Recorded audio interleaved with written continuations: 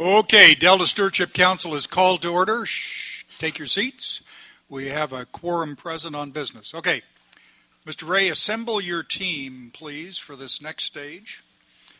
Members, if you would pull out of your material, please. The binder says on the front, consideration of adoption of the final Delta plan. Keep your copy of the Delta plan handy. And Mr. Ray, who's part of the presentation with you? Well, Ms. Mesler is going to join me too. Here she is. And I think after the morning, I'd love to be able to tell you that as we moved into action on the Delta plan, you're going to hear a string of people who say how great it is and urge its adoption. And you may hear some of that. I want to refer to your attention letters that I believe have been distributed to you. Well, Pat looks like she's got a pack. These are some letters, members, from folks that are being distributed.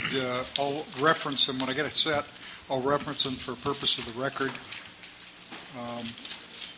And these were just received either late last night or early this morning. Apologize for not getting them out earlier. The letters are as follows in the order I was giving them. A May 15th letter from Senate Pro Tem Darrell Steinberg. A May 15th letter, from John Laird, the Secretary of the Resources Agency, on behalf of its boards, conservancies, and departments. A letter from the Public Policy Institute of California, Ms. Hannick, an economist who's spoken to us many times, about their recent PPIC study and suggested role for the Delta Stewardship Council and the Delta Science Plan as well. Last letter from the Nature Conservancy of Mr. Winternitz. I thought I saw earlier in the session, but we have his letter here.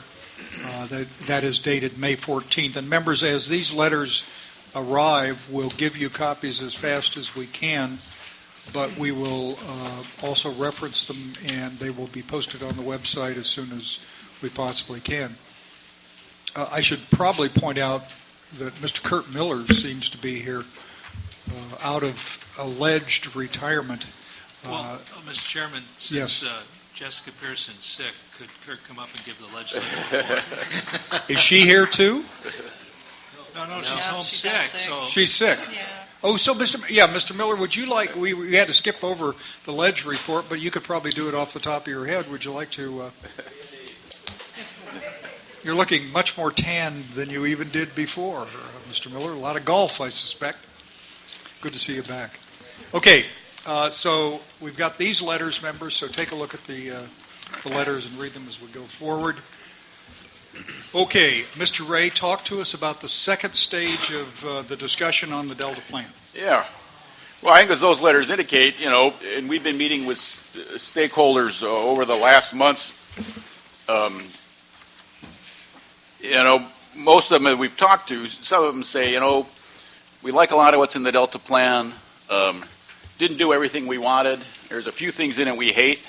And then some of them say, but nevertheless, we think it's important to get on with creating a more reliable water supply and restoring the Delta ecosystem. And so we're hoping the council will approve it. Others say, but it doesn't do everything we want. And so we're going to be there to urge the council to say no. And you're going to hear both sides of that today, I suspect.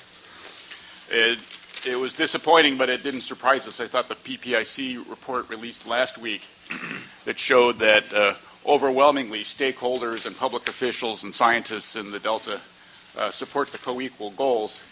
But when it comes down to stakeholder positions, most of them think the burden of achieving those goals should be borne by sectors other than their own, as revealed in the comments that we received as well. We've tried to summarize those comments on page 4 of the staff report, where we revisit some of the major points that have been made, and we've tried to respond to these over time. I think it's interesting to look at just what we did in the opening staff report in the introductory materials was talk about the kinds of comments we've received over time and how the Delta Plan has responded. A lot of the revisions have been refinements in the narrative as we seek some shared understanding about the delta conditions and the stressors that degrade it and impair its water supplies. As I've said, we hear an awful lot of comments from people who want to be minimally affected by its plant policies and recommendations and see the burden borne by others. Over time, the plan has shifted away from a regulatory approach and emphasized more and more the collaborative approaches that are possible under the Delta Reform Act's programs. It still relies on regulatory authorities in terms of the consistency certification process, but the bulk of the plan, 74 recommendations, certainly overwhelms the 14 regulatory policies. Over time, the plan has shifted so that it defers more and more to the programs operated by other agencies, so we rely very heavily on the processes of the Water Quality Control Board and the State Water Board to deal with water quality. We've worked hard to make sure that we're not duplicating the regulatory authorities of the Flood Board. We've accepted 2/3 of the recommendations that the Delta Protection Commission proposed. We've accepted those in whole or in part, and of course, as we discussed earlier, we rely heavily on the existing land use plans that local governments have adopted to make sure development is located wisely and the farmlands that are so important to the Delta is protected. And then finally, over the last few editions of the plan, there's been an increased emphasis on performance management and interagency coordination. So after all those efforts, we would hope that we'll hear some people say, hey, great job. I think it's interesting to look at WRP1 as an example of how you've tried to adjust the policies over time in response to public comments. I looked back last night at WRP1, the way it was drafted in the third edition of the Delta Plan, and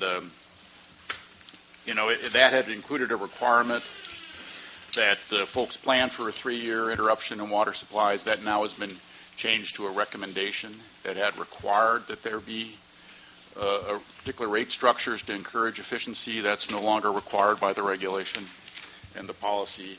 It had laid out a complex program that would require conformance with the state water plan, the California Water Plan, to show that folks had a strategy for reducing reliance on the Delta, and now we just rely on folks having prepared and having begun to implement the locally cost-effective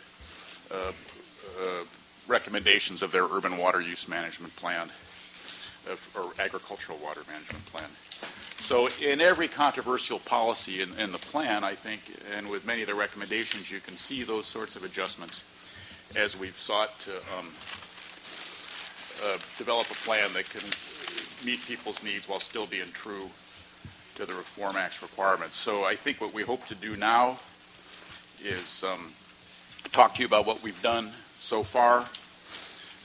When we get since the last hearing on the Delta Plan, and then when we get to the end of that, we've got resolutions for you that are in this binder, the one that says considering adoption of the final Delta Plan.